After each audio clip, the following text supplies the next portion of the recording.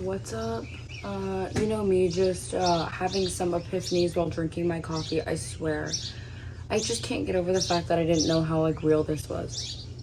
Going off like 2 videos ago, I think I was talking about how like I always want something, and I don't know if that's like in our human DNA to always want something, but what I realized is like that's desire.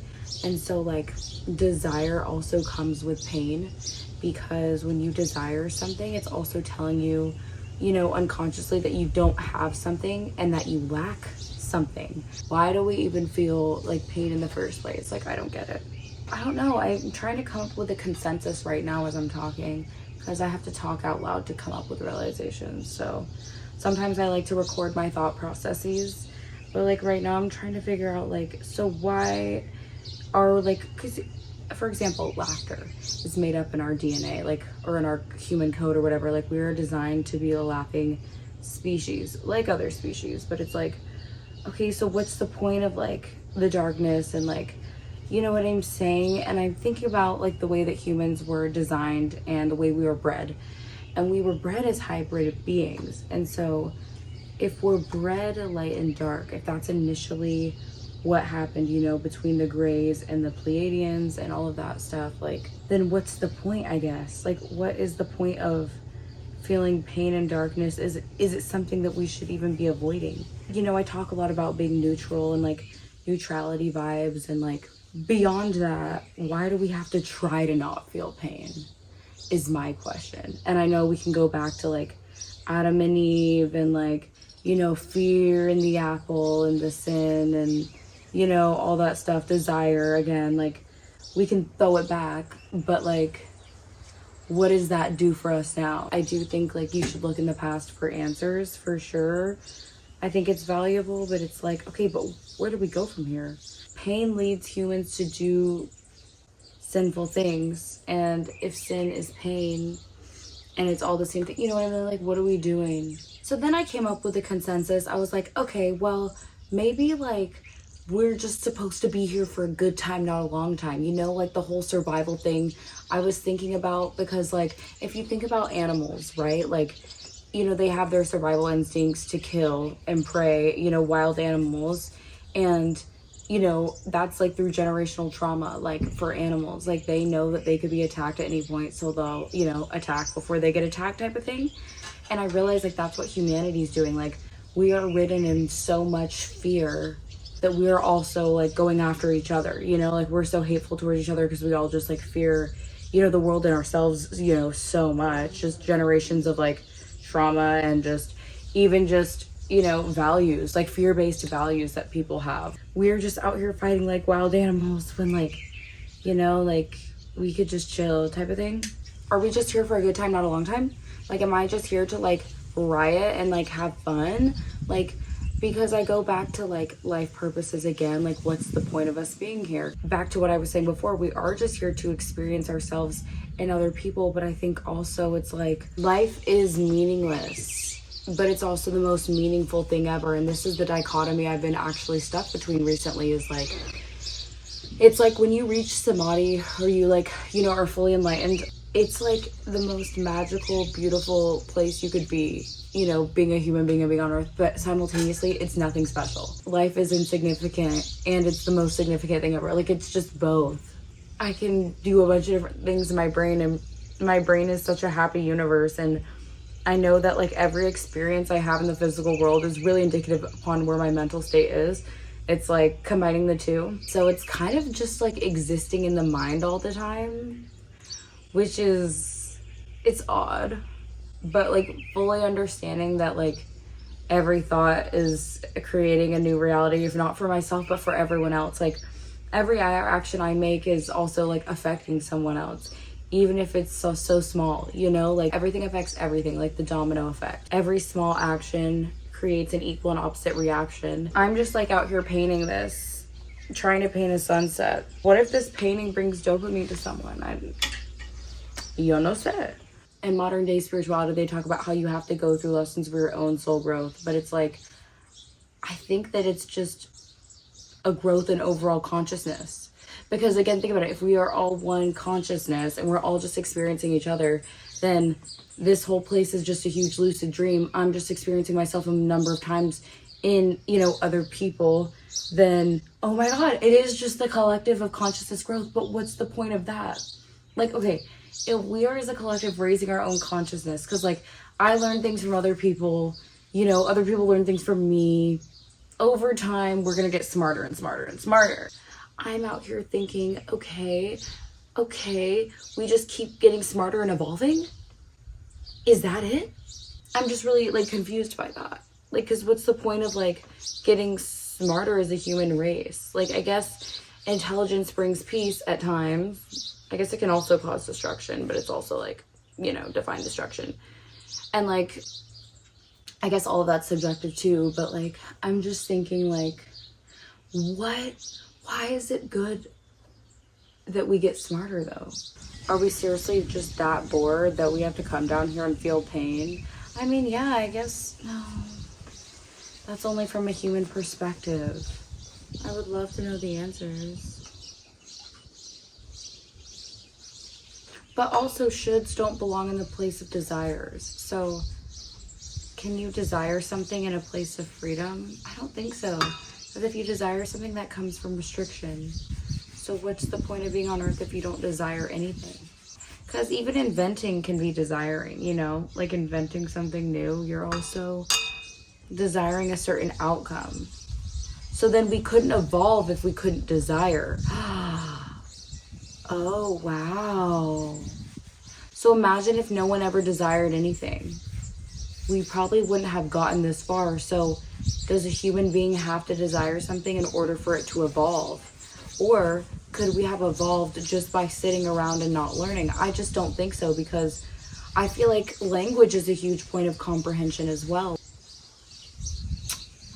In order to evolve, there is desire, and desire is fear-based. So that is why we also have so much fear. And fear can't even be bad, because I talk about fear as if it's this bad thing, but if everything is perspective and everything is subjective, then is fear even negative? Wow, this is deep. What if fear actually propels us? We need fear to evolve. If it's in our DNA code to feel pain, it means it's in our DNA code to feel fear. But what's the point of us inhabiting this planet then? You know, is my next question, then like, are we just a speck? Like in Horton Hears a Who, like, are we really just a speck? I gotta watch that movie. Oh, that could be really good about, oh my God, intuition. I'm gonna watch this movie and then come back, because I might actually get an answer. Whenever my intuition tells me to watch a movie, I do it, and then I learn some big life lesson from it. I think I'm gonna do that. I'm gonna do that. Adding to this video as I'm on my walk.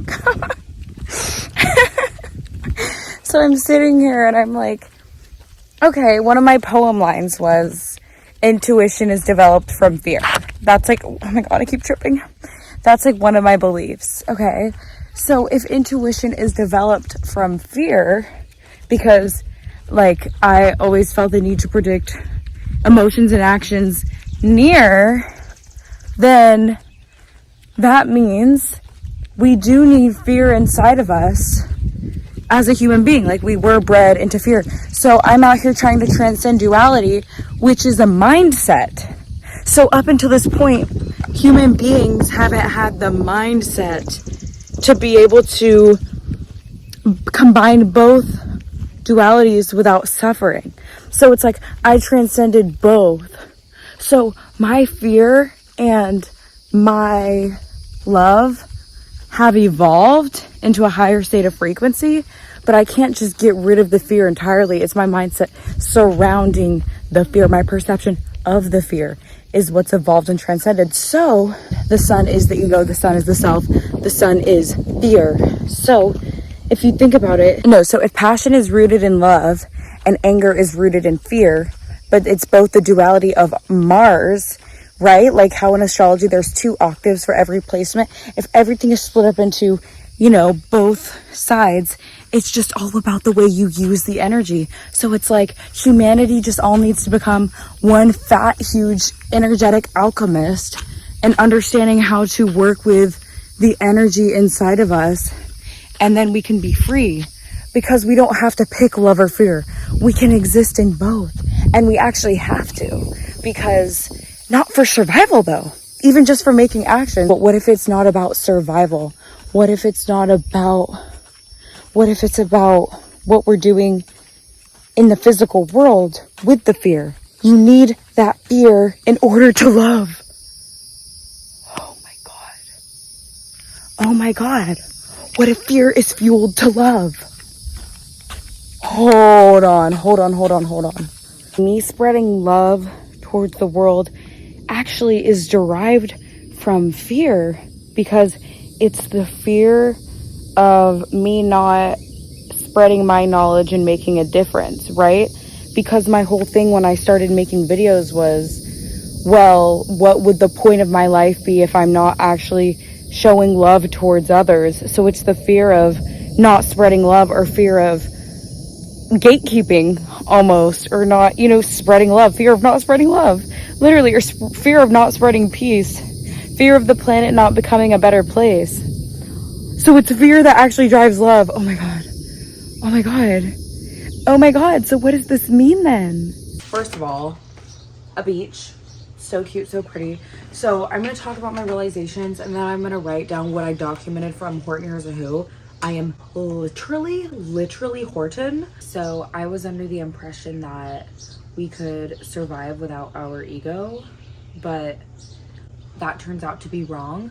We actually do need our ego, and the reason why we need our ego is because basically I realize I'm still operating out of fear when I love on Earth. I can't just live on Earth and stay quiet. I think we need to release the need to survive, but we still need fear to thrive, because fear fuels love. So that's like, a mother giving birth to a baby. Like, she is keeping that baby alive out of fear of its death because she loves it so much.